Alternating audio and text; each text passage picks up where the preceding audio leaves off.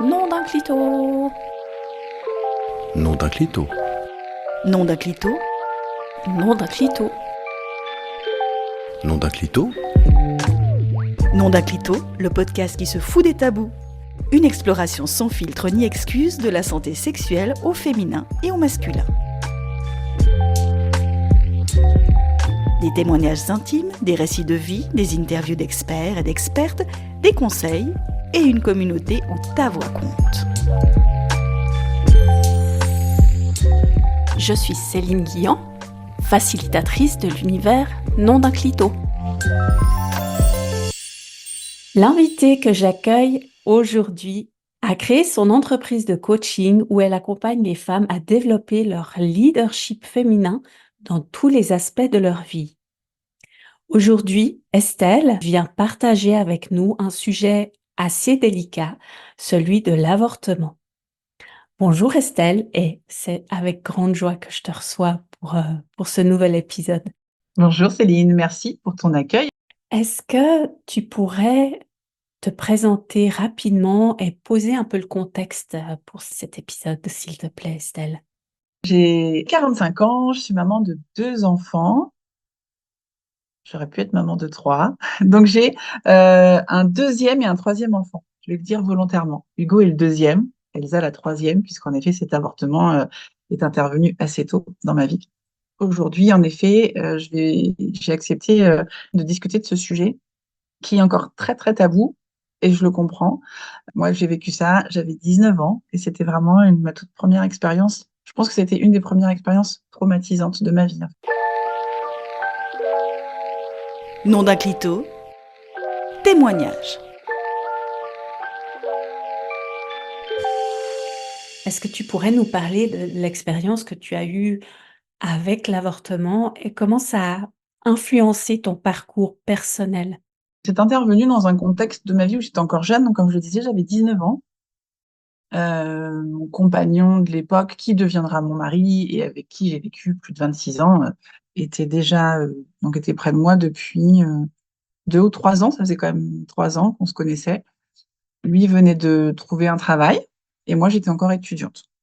Voilà le contexte.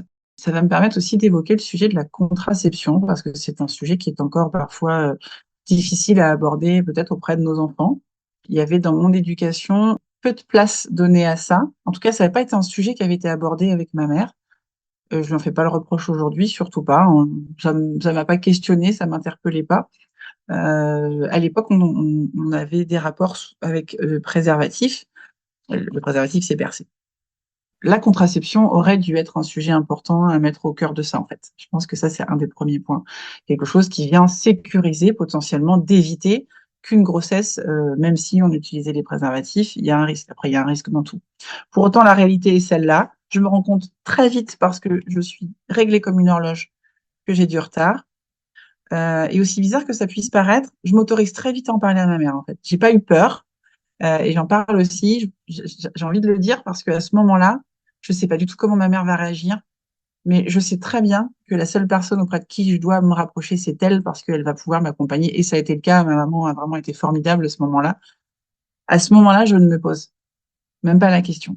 J'envisage pas du tout une autre alternative que de ne pas garder l'enfant, en fait, parce que à 19 ans, je crois que je suis encore en deuxième année de fac, ou troisième année, parce que j'ai eu mon bac assez jeune, et je me dis non, c'est pas possible. Enfin, je peux pas offrir, je suis pas prête en fait à accueillir un enfant. Je suis pas, je veux être sûre de l'avenir que je vais pouvoir lui offrir.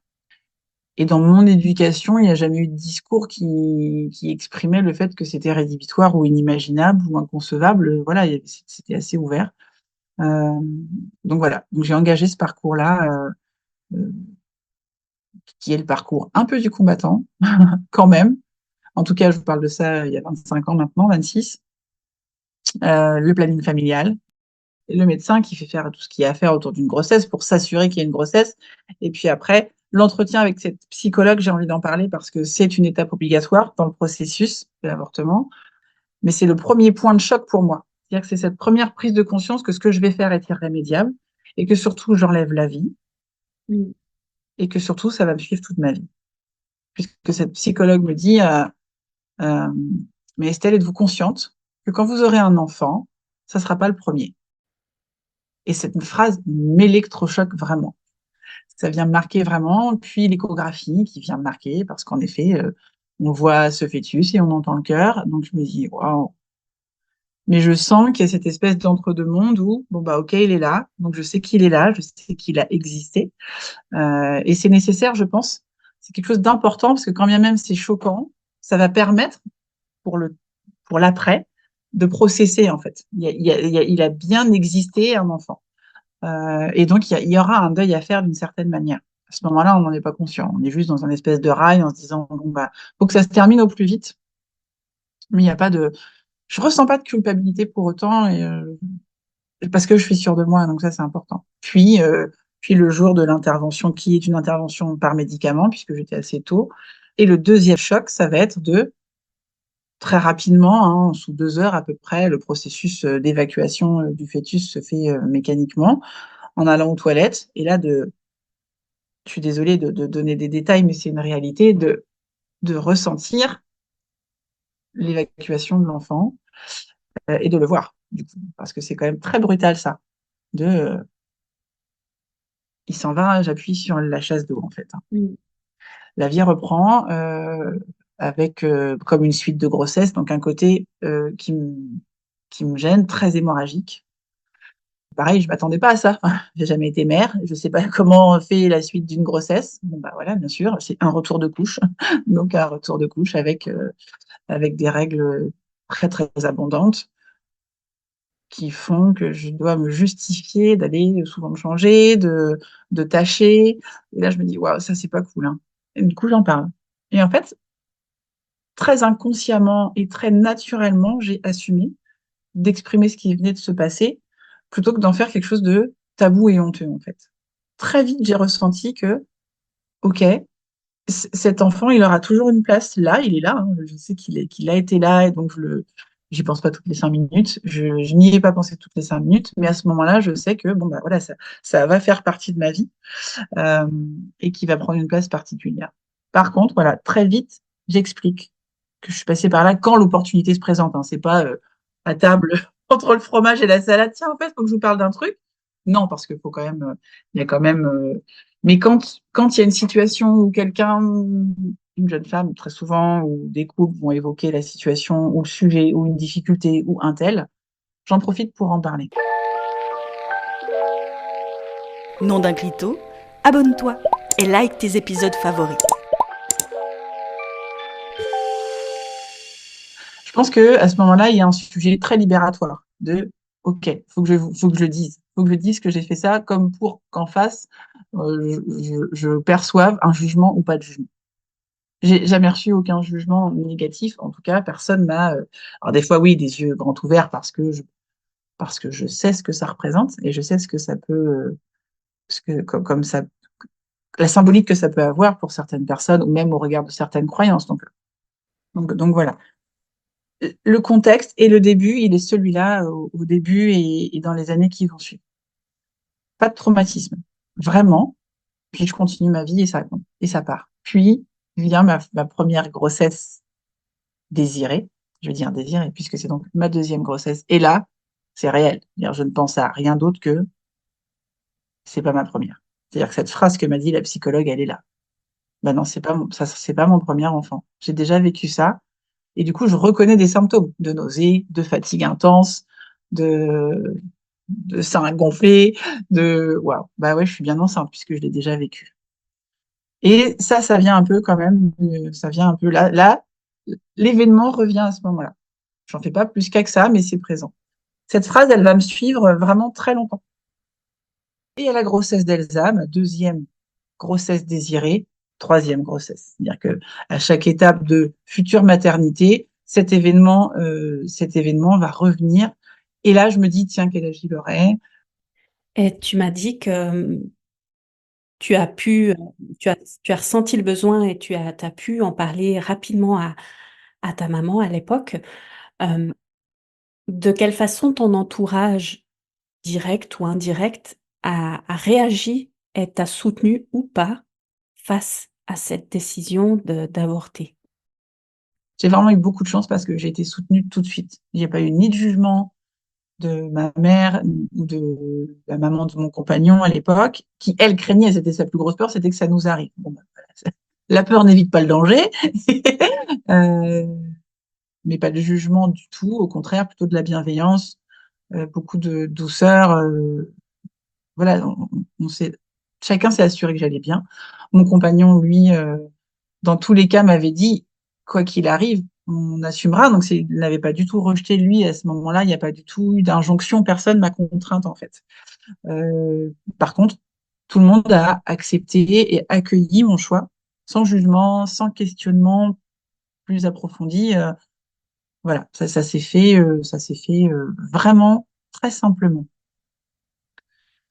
Ce que j'ai fait pour m'en libérer définitivement, je l'ai dessiné. Donc, dans l'art-thérapie, j'ai dessiné ce fœtus pour vraiment lui dire au revoir, en fait, et porter un véritable deuil. Donc, j'ai fait comme une petite cérémonie et de crémation du dessin, comme pour le faire vraiment mourir de manière digne. Parce que, comme je le disais tout à l'heure, je pense que ce qui m'a le plus choqué, c'est la façon dont il est parti, tu vois, et de pas avoir pu rendre hommage ou honorer correctement cette âme qui partait. Moi, j'ai une reconnaissance sincère de vivre aujourd'hui avec cette législation. En plus, ça vient de passer dans la Constitution, donc c'est quand même pas rien, ce droit à l'avortement. C'est aussi important de dire que c'est un droit, en fait. Oui, c'est un droit qui est lourd de conséquences, qui est éthiquement, moralement, d'un point de vue spirituel et religieux, qui peut amener beaucoup de questionnements, de doutes, voire même de jugements de la part de certaines personnes. Pour autant, c'est un droit, on dispose de notre corps. Et moi, j'ai eu cette grande chance et bénédiction d'être complètement entendue, écoutée, suivie et soutenue dans cette expérience. Est-ce que après l'avortement, avant que tu décides de faire ce travail avec cet accompagnement holistique, est-ce que tu as aussi pu être accompagnée pour parler de ça? Il n'y a pas du tout eu d'accompagnement. Euh, Le processus, il ne le propose pas, hein. Pas du tout, hein. J'ai ressenti beaucoup d'animosité de par l'équipe soignante à l'époque, parce que vraiment ce ressenti, le fait que ce qu'on faisait, c'était mal. Et bien sûr, pour eux, nous, on arrive et on vient enlever la vie, ce qui est complètement la philosophie opposée de leur métier. Ils sont là pour sauver, garantir, faire venir la vie. Donc, je juge pas, hein. Je porte pas de jugement quand je le dis. Par contre, j'exprime ce que j'ai ressenti, constaté. Je pense qu'il y a encore peut-être cette espèce de tabou aussi au sein des équipes médicales et cette espèce de rejet moral que l'avortement, il n'a pas lieu d'être. Il ne devrait pas avoir lieu d'être. J'ose espérer que dans les avortements choisis pour soit des raisons médicales, soit parce que le fœtus n'est pas en bonne santé, parce que, parce que malheureusement, potentiellement, la grossesse est de l'origine d'une agression physique, j'espère qu'il y a de la bienveillance à ce moment-là. Moi, je l'ai ressenti un peu comme, bon, écoute, tu vas pas nous faire suer avec ton histoire, hein, tu as fait le choix, ça va venir comme ça va venir. C'est un peu ça. C'était un peu ça. Dans ton parcours de résilience, est-ce que tu as eu besoin aussi de t'amener à toi-même cette bienveillance que tu n'as pas forcément reçue? Et comment est-ce qu'il s'est passé ton parcours de résilience? Mais en fait, je pense qu'il s'est fait, j'ai pas conscientisé. La résilience, elle est vraiment très récente. J'ai, par contre, toute ma vie, eu peur de tomber enceinte quand je n'avais pas envie de tomber enceinte. Ça a été l'impact, en fait, tu vois. Et donc, pour moi, ça a été un peu le leitmotiv de, OK, Estelle, sois vigilante de ta contraception toute ma vie. Et du coup, ça a été un parcours aussi, ça, pour parler de la contraception. Avec aussi l'accompagnement de mon conjoint actuel, qui est extrêmement bienveillant, qui a un vrai regard d'homme conscient de ce que représentent ces sujets-là pour nous les femmes et comment eux, les hommes, interviennent et ont leur part de responsabilité dans ces sujets. Mmh. La résilience, elle est venue aussi par la conscientisation qu'il y avait un deuil réel et que plutôt que de culpabilité et que s'autoriser à être triste d'avoir perdu un enfant, même si c'était un choix, s'autoriser à le laisser partir, vraiment, et surtout s'autoriser à ce qu'il fasse partie de la vie, parce que du coup, la résilience, elle est aussi passée par le fait que j'en ai parlé à mes enfants. Ce sont des sujets très complexes, mais vraiment, je te remercie de poser cette libération autour du sujet parce qu'il est essentiel dans nos constructions personnelles et familiales et pour les générations à venir, de nos propres enfants, de savoir en fait quand ça a eu lieu dans une famille. Ça doit pas être un secret, puisqu'on sait à quel point les secrets peuvent impacter les générations à venir. Nom d'un clito, le podcast qui se fout des tabous.